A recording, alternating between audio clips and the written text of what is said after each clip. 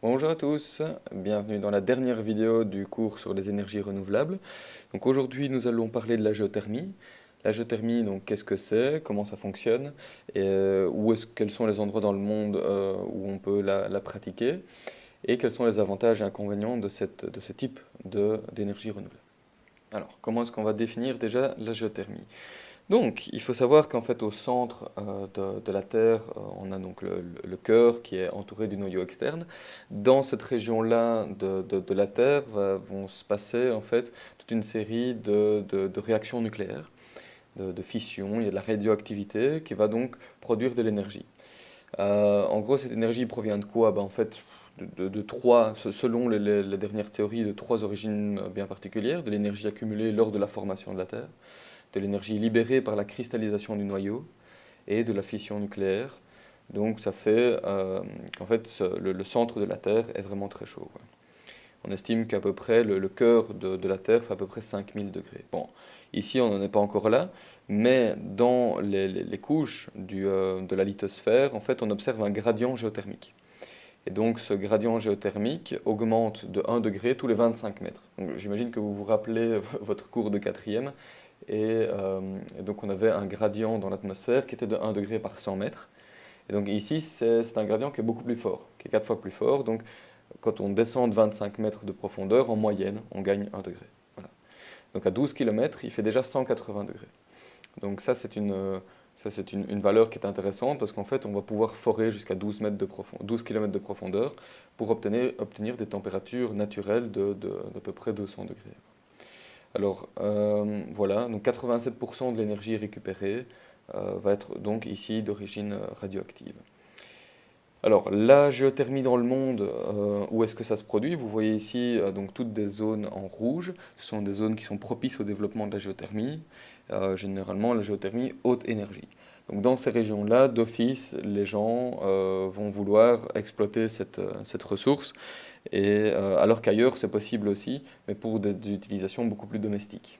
Donc si vous vous rappelez votre cours sur la tectonique des plaques, vous voyez qu'en fait les régions rouges, ici, donc, qui sont très propices au dégagement de chaleur géothermique, en fait sont localisées sur des zones de contact entre plaques tectoniques. Alors, mais concrètement, qui va utiliser l'énergie géothermique? Vous voyez que dans la part de la production mondiale, les USA occupent le haut du classement avec à peu près 30% de l'énergie géothermique produite. Ensuite viennent les Philippines, le Mexique, l'Indonésie et l'Italie. Et on retrouve seulement le Japon en sixième place, suivi de la Nouvelle-Zélande et de l'Islande. Alors ici, c'est assez particulier parce que vous voyez aussi que l'Islande ne produit que 2,3% de l'énergie géothermique à l'échelle mondiale. Mais au final, grâce à ça, elle en produit 22,2% de sa production d'électricité nationale. Alors les Philippines sont pas mal non plus parce que non seulement elles en produisent 21% mondial, mais elles en produisent à peu près aussi 20% au niveau de leur production nationale d'électricité. Donc ce qui est quand même relativement pas mal. Ils sont à 20% autosuffisants en électricité grâce à la géothermie. Voilà, on retrouve après la Nouvelle-Zélande donc en sixième position. Au niveau de la géothermie domestique, alors il faut savoir qu'en fait, à notre échelle, allez, on va dire à une dizaine de mètres sous nos pieds, la température du sol est relativement constante. On va l'estimer aux alentours de 12 degrés Celsius, 55 degrés Fahrenheit. Et donc, pour l'utilisation géothermique domestique, on va enterrer un système de conduite dans lequel va circuler un agent caloriporteur, donc, voilà, donc un agent qui va pouvoir transporter la chaleur dans des tuyaux. Et l'agent caloriporteur va se réchauffer dans le sol et transférer l'énergie dans l'habitation par l'intermédiaire d'une pompe à chaleur. Alors cette pompe à chaleur, qu'est-ce qu'elle va faire? Elle va augmenter la pression dans ce fluide-là, et par ce qu'on appelle la thermodynamique, c'est une des règles de la thermodynamique, on va augmenter la température. Donc augmentation de pression signifie augmentation de température, et donc on va pouvoir utiliser dans la maison une eau à du 20-30 degrés Celsius. Voilà. Donc c'est relativement exploitable pour les maisons. Il faut savoir que ces puits descendent à maximum 30 mètres dans une utilisation géothermique domestique. Bon, après, ça peut aller pour des plus grosses centrales, mais toujours en géothermie de basse intensité à 400 mètres de profondeur. Voilà, donc ça permet de gagner entre 5 à 10 degrés dans une maison. Donc si maintenant il fait 15 degrés dans votre maison sans chauffage, vous pouvez obtenir jusqu'à 20-25 degrés dans votre maison, ce qui est quand même relativement confortable. On a deux types de puits. Voici un puits horizontal, où les canalisations donc, sont à l'horizontale. Ça, c'est quand on n'a pas vraiment beaucoup de place ou quand le forage coûterait trop cher. En hiver, on va donc capter l'énergie du sol pour la renvoyer vers la maison. Donc on va comprimer le gaz, comme je vous l'ai dit, pour augmenter la température dans la maison.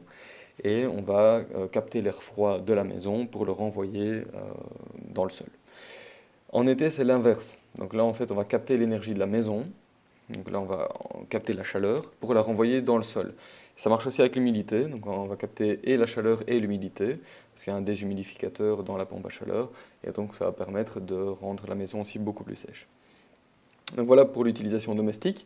Maintenant, concernant la géothermie industrielle, on est tout de suite dans ce qu'on appelle la géothermie profonde. Et on parle de géothermie profonde lorsqu'il s'agit de chaleur qui est stockée dans des zones qui vont entre 400 et 5000 mètres de profondeur. Donc on va pouvoir creuser jusqu'à 5000 mètres de profondeur. Alors ça nécessite évidemment des forages très profonds et cette forme d'exploitation s'avère évidemment beaucoup plus onéreuse que la géothermie de surface. Alors c'est pourquoi la géothermie profonde est avant tout adaptée à des usages industriels. Donc au niveau de la légende, vous avez le numéro 1 qui est le niveau de géothermie de surface. Le point 2, c'est la géothermie profonde.